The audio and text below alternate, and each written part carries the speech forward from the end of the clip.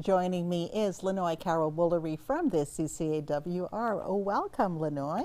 Thank you for having me. Of course. We're here to talk about the CCAWR and Black History Month, which is fast approaching. Most people, when they hear Black History Month, you know, the wonderful icons, Dr. Martin Luther King Jr., Rosa Parks, Malcolm X, those are the names that come to mind when it comes to Black history. But in Canada, what does Black history mean, and why is it so important? I think Black History Month is important for all Canadians to celebrate the achievement and contributions of Canadians of African descent. And there's so many Canadians of African descent that have made significant contributions to the country. And we think about persons like Hugh Burnett, Harry Jerome, Oscar Peterson, Mary Ann Shadd, Michael Jean, Viola Desmond, and many Canadians are not aware of the important contributions and achievements of these Canadians of African descent. Right, so as an example then, like you said a lot of names there, maybe one of them I recognize, who's Viola Desmond, but Yes. as an example, who's Harry Jerome and why is he significant to Canadian Black history? So Harry Jerome was... Sorry, can I correct myself? Why is he significant to Canadian history? Canadian history. So Harry Jerome was an athlete who was based on the West Coast in the Vancouver area. And in his time, he was considered the fastest man in the world. He was a world champion. And many Canadians don't know that. So unless you've visited the park in Vancouver and you've seen his statue by the bay, you may not know that this person, this Canadian, was considered one of the fastest men in the world. And so we celebrate so many of our current athletes who we celebrate as world champions. Donovan Bailey comes to mind, right? Or Olympic champion. Or Olympic champions, but Canada actually has a long history of having very excellent, very outstanding athletes, and many of them of African descent. Now, some of those people that you mentioned, and even the ones I talked about, is people that represent excellence and these icons. But Canadian history, Black, as it pertains to Black and those of African descent, it goes further back. And a lot of people do think that sort of Black history starts with, let's say, the Underground Railroad. Is that Yes. True or false? That is false. It is a common misconception, right? So we know, for example, the history of Matthew da Costa, who was an explorer and a translator in the 1600s. And we also know that because of the American Revolution, well, from the American perspective, as at least the success of the American Revolution, many British loyalists left the States, and many of them came north to Canada. Well, many of those British loyalists were persons of African descent. So in the 1700s, you had many persons of African descent here in Canada who migrated here or emigrated here from the States because of the American War of Independence. So there is a very long history of persons of African descent in this country, not just on the East Coast, but also on the West Coast as well, and well, on the West Coast and of course the center of the country in Alberta as well. So persons of African descent have been living in Canada from at least 1600s, 1700s. And of course, we have many recent immigrants as well from the Caribbean and from Africa. Right.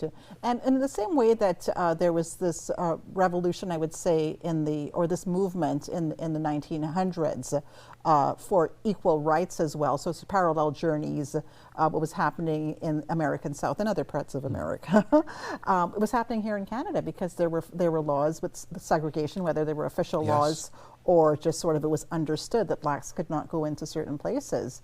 This is also part of Canadian history. Yes, it is. I think many people think that the laws that we have on the books right now that speak against racism or discrimination, they've been around forever, but that's not true.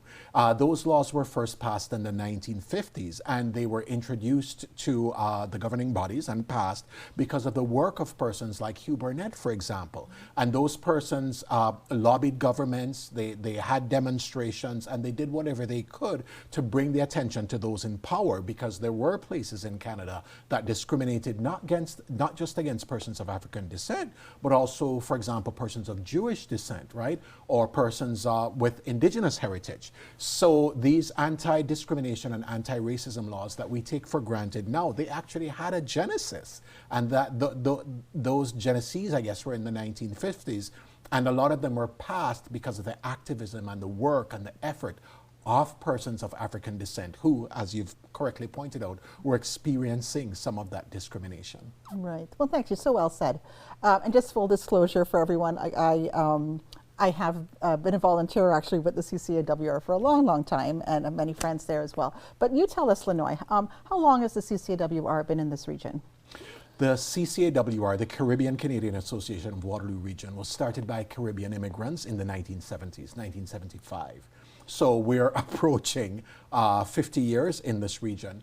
And they have been an important part of this community for decades. And as part of the outreach that you do includes Black History Month celebrations.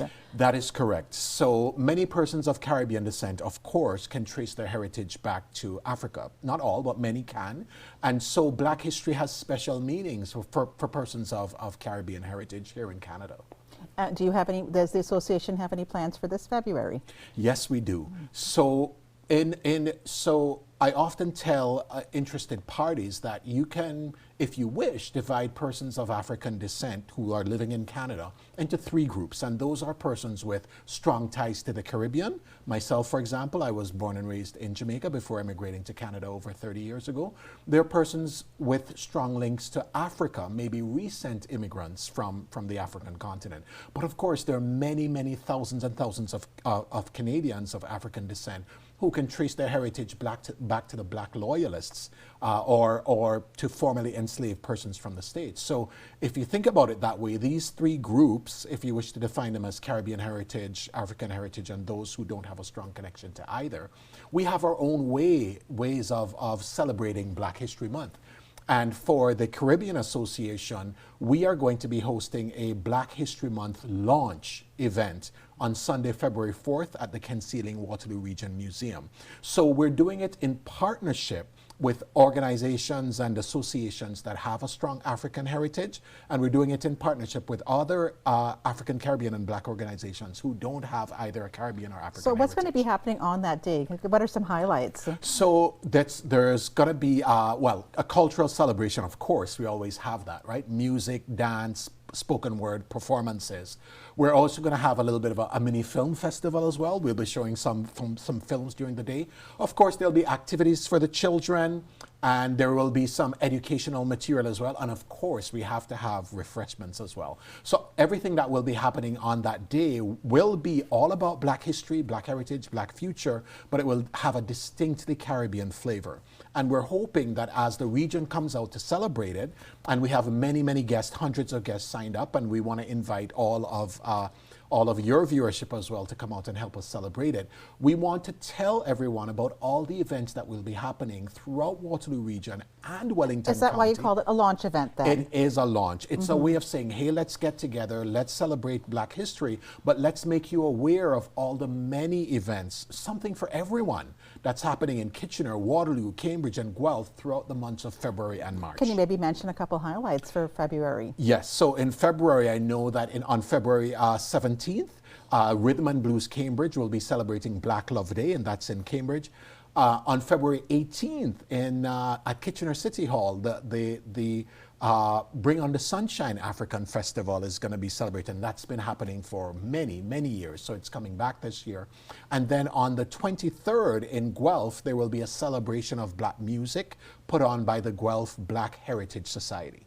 So those are just 4 items, and many, many other events and activities happening in both regions during February. Now, I remember and in 2023, there was the first time there was an event. I believe the CCAWR was a partner for the Legacy concert. I was at the Conrad Center for that. Is that going to happen again this year? Yes. Awesome. That is going to happen again. I think it will be located in Cambridge this year. I'm not sure they're going to have it at the Conrad Center, but certainly, and your guests can go online and look for the specific location in Cambridge, and I think that will take place on the 24th and the 25th of February. Does the CCAWR keep sort of a listing of where how can people find out about these events? Does the CCAWR have a listing of, or a calendar? Yes, so the CCAWR, in partnership with other African, Caribbean, and Black organizations, we compile a list of events for Black History Month, and you can go to our website at ccawr.ca/ C events. That's the letter C followed by the word events, and you will see there a continually updated list of events in Waterloo Region and Wellington County. There's something for everyone. Well, thank you so much, Lannois. I know there's so much more we can talk about, but that's a great overview of what we can look forward to in February of 2024. Thank you for coming in.